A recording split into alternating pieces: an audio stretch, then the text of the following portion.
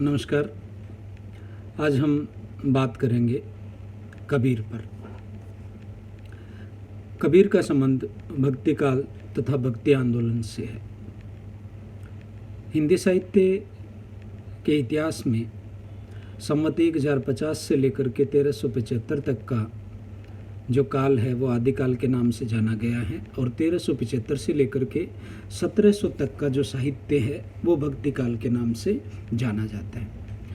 भक्ति काल को हम सामान्यतः दो भागों में विभाजित करते हैं, निर्गुण काव्य धारा और सगुण काव्य धारा। सगुण भी फिर आगे राम भक्ति काव्य धारा और कृष्ण भक्ति काव्य धारा।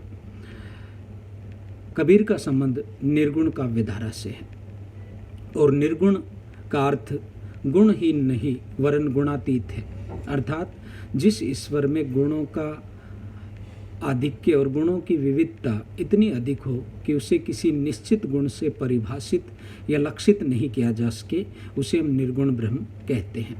कबीर के शब्दों में कहें तो निर्गुण ब्रह्म से हमारा तात्पर्य है जो रूप, रस, गंध, स्पर्श सबसे परे हो। कबीर स्वयं भी कहते हैं कि जाकी मुख माथा नहीं, ना ही रूप अरूप, पुह बांस से पात्रा, ऐसा तत् अनूप।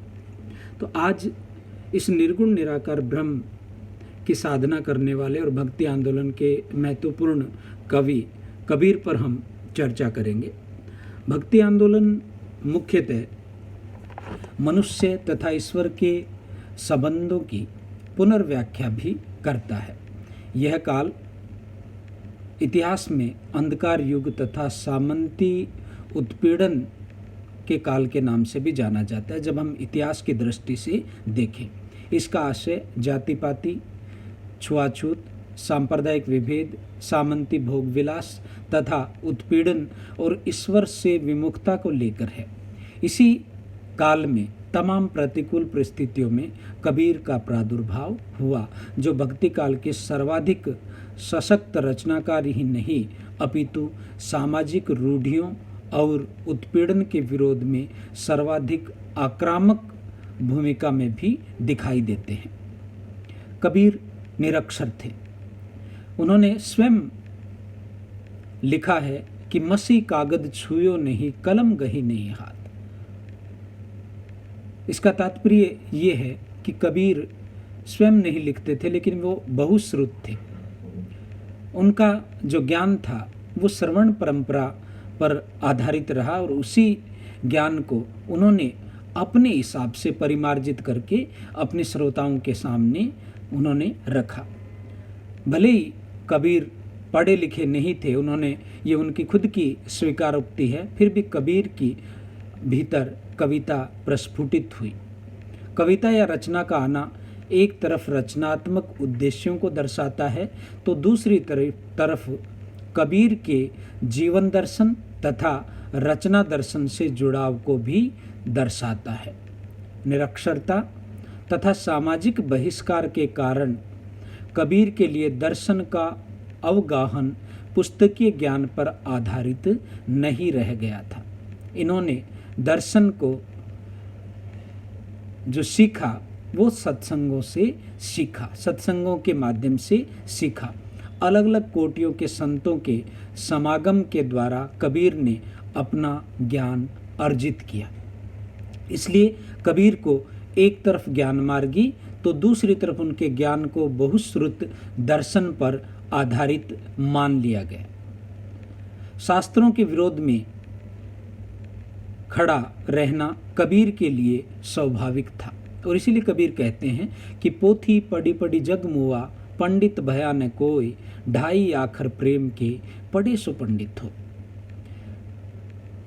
कबीर ज्ञान मार्गी थे, और कबीर ग्रंथ रहित अथवा शास्त्र लिखित ज्ञान को शुष्क वैचारिकता के अतिरिक्त कुछ और नहीं मानते थे। शास्त्र सम्मत बातें किसी विचारधारा से जुड़कर सांप्रदायिक उन्माद को फैलाने का कारण बनती हुई कबीर को दिखाई देती है, और इसी कारण कबीर ने शास्त्रीय परंपरा तथा शास्त्र सम्मत ज्ञान से सतत बैर बनाए रखा, और ये बैर उनका हमेशा ही बना रहा।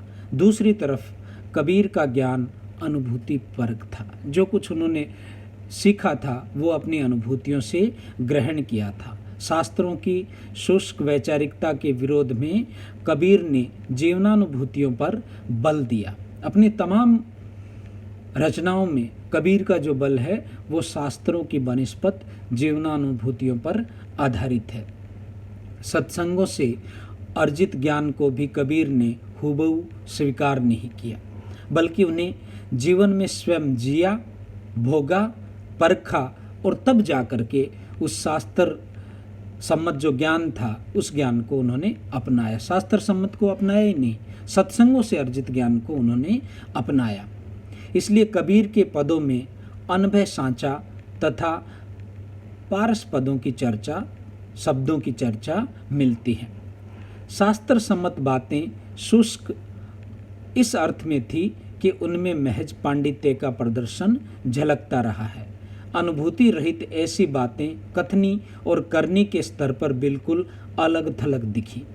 इसके विपरीत कबीर ने कथनी और करनी दोनों को जोड़कर देखा, दोनों के अद्वैत के द्वारा ही अपनी अनुभूति परक सच्चाइयों के लिए एक कसौटी तैयार की। शास्त्र सम्मत ज्ञान मात्र कथनी प्रधान थे, उनमें अनुभूतियों की उष्मा की कमी थी और यही कारण है कि कबीर ने शास्त्र रहित ज्ञान को अंधविश्वास तथा मतांतर से युक्त माना। और कबीर कहते भी हैं, तोरा मोरा मनवा कैसे एक होई रे, तू कहता कागद की लेखी, मैं कहता आँखन की देखी, मैं कहता सुझावन हारी, तू राखे उलझाई रे। तो जो शास्त्रों में वर्णित जो ज्ञान था वो मन को उलझाने वाला था और इसीलिए कबीर बार बार अपनी पूरी पदावली में इस बात को विशिष्ट रूप से रेखांकित कहते हैं। पंडित वाद वदंते जूठा, काजी कौन कतेब बखाने, या पंडित और मसालची दो सूझे नाही, ओरन को करे चांदना आप अंधेरे में। इससे ज़्यादा सटीक और क्या कहा जा सकता है। हम पुस्तक की बात करें, विचारधारा या वाद की बात करें तो ये कबीर जो कहता है कि ये समाज को बांटने का कार्य करती हैं, सत्यता की इनमें कमी है, अनुभूतियों की इनमें कमी है और इसीलिए कबीर का विरोध है वो शास्त्रवाद के विरुद्ध है। इसीलिए वो शास्त्रवाद को जड़वाद भी मानते हैं। कबीर के समक्ष जीवन की सार्थकता को लेकर प्रश्न खड़े थे। प्रश्नाकुलता उनकी कविता में एक अहम पहलू के रूप में दिखाई पड़ती है। जीवन के प्रति नश्वरता बोध तथा सांसारिक क्षण भंगुरता को कबीर ने निकट से पहचाना था और इसीलिए वो पानी केरा बुदबुदा असमानव की जात, एक दिन छुप जाएगा जो तारा प्रभात। या वही कहते हैं, जो उग्या सो आथवे, फूल्या सो कुमलाई, जो चिड़िया सो ढही पड़ा, जो आया सो जाए। जो आया है वो जाएगा, वो मृत्यु को प्राप्त होगा। यही जीवन की सच्चाई थी जिसे कबीर ने नज़दीक से देखा था और मृत्युबोध से संचालित कबीर की अंतर्दृष्टि उनके व्यक्तित्व में आक्रामक और प्रहार जैसे पहलुओं को जन्म देती है। इस आक्रामकता का एक निश्चित और सटीक कारण भी था। मृत्युबोध अथवा नश्वरता बोध ने कबीर को अनासक्त बनाया। इस अनासक्ति ने ही इस घर फूंक मस्ती वाले रचनाकार को निडर और निर्भीक बनाया। अनासक्ति के कारण ही कबीर निर्भीक भाव से जीवन सत्यों के उद्घाटन में मुखर दिखे। अतः अनभय सांचा का एक अर्थ भय मुक्त सत्य खंडों के उद्घाटन से भी है। मध्य युग में सभी जीवन मूल्यों का नियामक धर्म ही था, परंतु धर्म पर मतवादों के प्रभाव के कारण यह जीवन के लिए उत्पीड़क भी था। कबीर ने इस प्रकार के धर्म को मात्र आस्था से संचालित अंधविश्वास के रूप में देखा। जिस धर्म का नियंत्रण शास्त्रवाद के द्वारा हो वह जीवन के अनुकूल कैसे हो सकता है। यही कारण है कि इस संत ने इस प्रकार के कर्मकांड मूलक धर्म तथा उसके शास्त्रीय संचालन को संदेह की दृष्टि से देखा। यदि आस्था ज्ञान से रहित हो तो उसे भी मात्र कोरी आस्था के रूप में स्वीकार ही करना चाहिए। यदि ज्ञान का समन्वय उसमें हो तो उससे जिस अंतर्दृष्टि का विकास होगा वह जीवन, समाज, सभी मूल्यों के अनुकूल होगा। यही कारण है कि कबीर ने ज्ञान और अनुभूतियों के समन्वय पर बल दिया और समाज को इसी के पाठ पढ़ाने का संदेश भी। इनके यहाँ ज्ञान और अनुभूतियाँ समन्वित रूप में प्रेम के नाम से जानी गई और इसीलिए कबीर ने कहा है कि पोथी पढ़ी पढ़ी जग मुआ, पंडित भया न कोई, ढाई आखर प्रेम की पढ़े सु पंडित होय। या कबीरा यह घर प्रेम का, खाला का घर नाई, शीश उतारे भूई धरे, तब बैठे घर माही। धन्यवाद।